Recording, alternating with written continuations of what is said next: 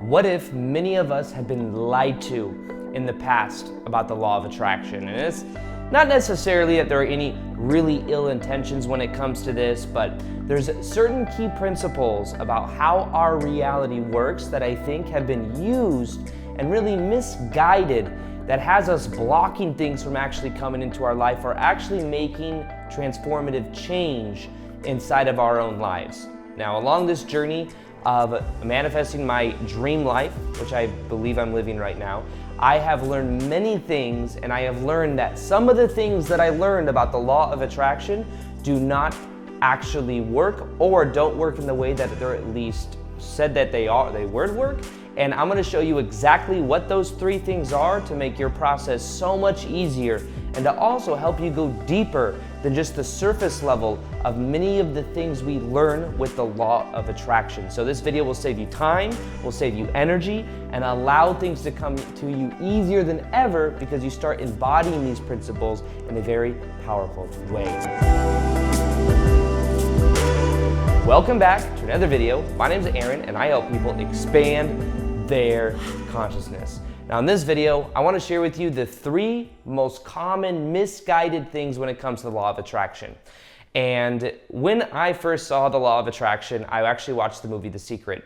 The Secret was something that my mom showed me when I was like 16, 17 years old, and she dragged me into her room to watch it. I was chilling with my friends playing poker in this house that we lived in Vegas, and she's like, you got to watch this, you got to see this clip of this movie, and it was Bob Proctor.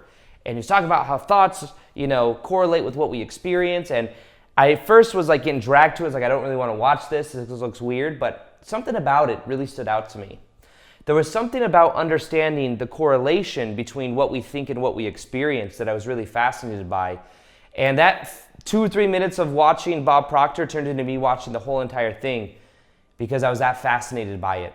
So the movie The Secret had a very powerful effect on opening up my mind. However, there are certain things that I think I learned that actually hurt me from, in a way, they held me back from actually experiencing the true effect of what I wanted. And I want to share with you what those are and why it works the way that it does. Now, the thing that I think is very important to understand is that thoughts are surface level. Thoughts are surface level. So while it could be true that what we think, we tend to see more, it could be confirmation bias, some of it, but whatever we think, you may be thinking of a certain type of car and then see that car everywhere. Is it that you attracted that car, or is it that you are seeing and your RAS, your reticular activating system in your brain, is seeing more of that car because you're tuned to it? Could be either one. However, the thoughts, like think better thought ideology, I'm not a big fan of it. Reason being is thought is not the core. The core is meaning, the meaning we give things, the story we tell ourselves about who we are and what we experience and what we deserve is what we experience. So it goes meaning / belief, then goes to feeling. That generates a feeling. You cannot have a feeling without having a meaning first, having some type of way of relating. So while it could be that you lost your job and you think that's a horrible thing and you feel horrible about it, the idea is that there's a meaning there that losing your job is bad. And that's why you feel that way. But if you change the meaning, you change how you feel. Now it goes beliefs, feelings, then thoughts, then action, then results, which fuels the initial belief. So it's not so much that thoughts create reality. Beliefs are what tune you to what you perceive in your reality. If I would have learned that years ago, it would have saved me a lot of time. Because for a long time, I remember even when I learned about the law of attraction, I was afraid of thinking negative thoughts. If I think a negative thought, I would sit there, meditate, observe my thoughts. And if I felt like I was losing control of my thoughts, I'd feel like I'm going to manifest something bad. But I wasn't realizing that it gets down to meaning and belief. Belief, what do I believe about myself?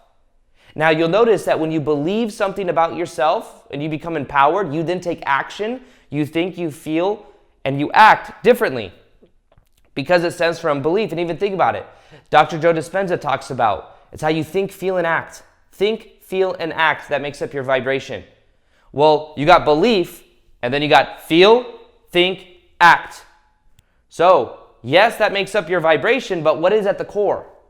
The core is not thinking, it is the belief about who you are. And a lot of what I like teaching on my channel isn't just about like taking on new beliefs, it's about just letting go. Letting go of the old beliefs, letting go of the things that keep you trapped. I used to believe that I was only worthy of working a 9-to-5 job selling women's shoes at Barney's, New York. And I worked there for years.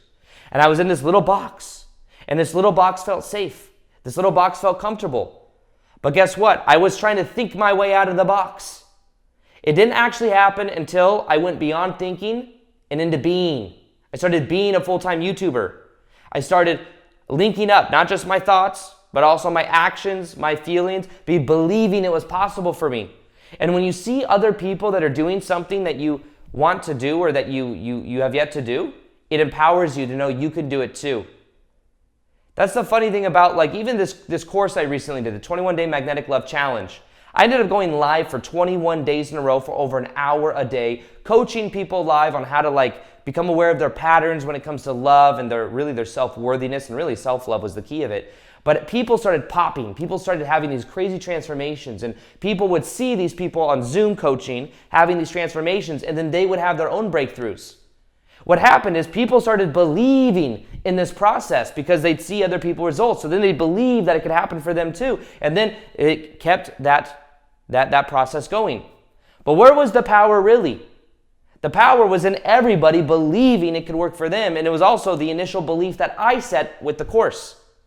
And then at the end of it, it was talking about what and how can we change our beliefs about reality. And it was this kind of trippy experience that I took everybody through. But if you guys haven't checked that out, by the way, you can click the link below and check out the 21-day Magnetic Love Challenge.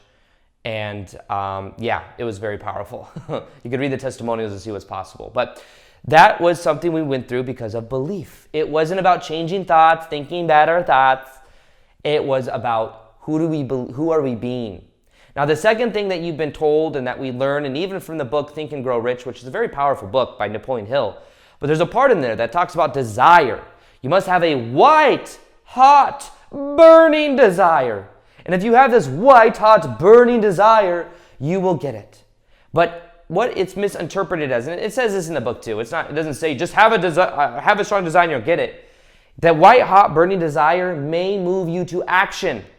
If it moves you to action, then you mitigate the excess intention, the excess importance. Anytime we really, really want something, that thing we really want is really important.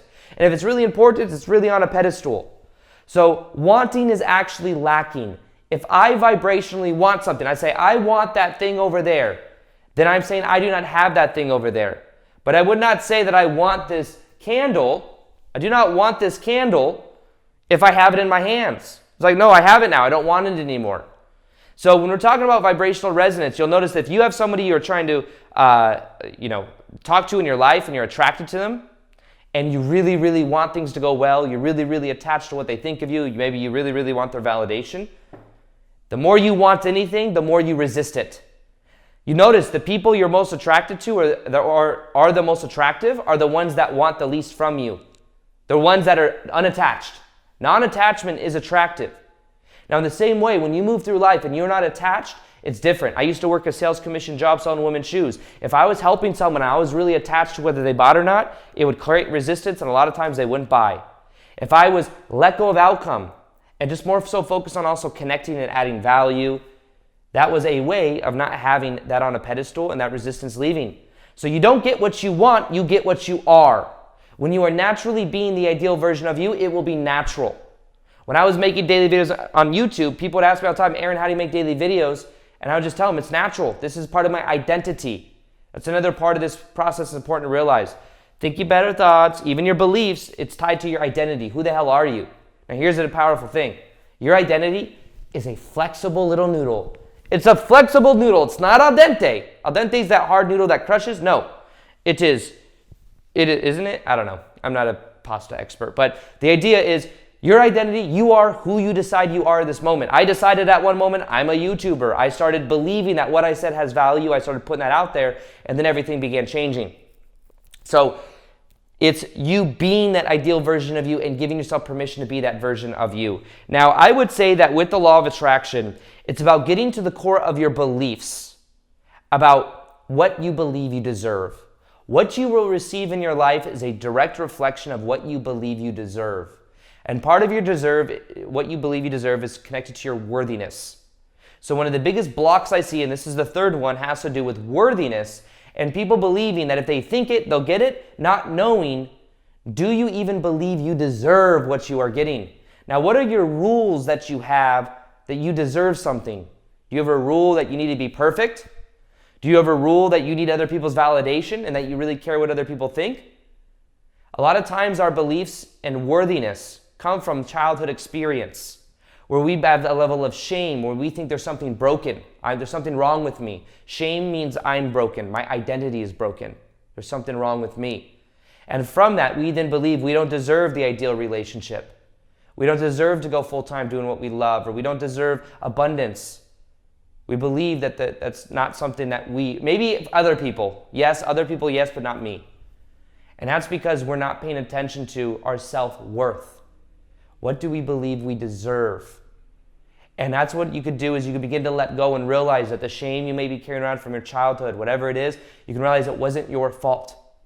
A lot of the stuff we inherited from ancestral trauma, ancestral healing, the things that happen to us, it's not your fault. And when you start realizing that, you stop internalizing that shame, you allow a whole new level of things to come into your life. So if you want to work through that as well, first off, we do that in the 21-day Magnetic Love Challenge. But secondly, there's an app called High Viber. High Viber, it's completely free on Apple or Android.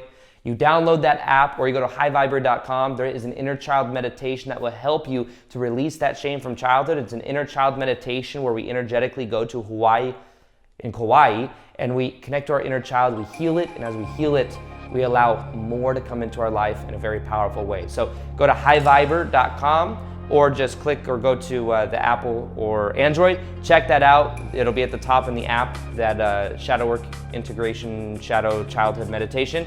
And other than that, like this video if you liked it. If you want me to talk more about the common misconceptions, more about my perspective as how you can really manifest your dream life beyond the fluff. And other than that, as always, is there any other part of the law of attraction that you can see? Also, comment below and let me know that you can see maybe is a little bit misinterpreted by people. Comment below, let me know. And as always, I'll talk to you in the next episode. Peace, much love, and namaste.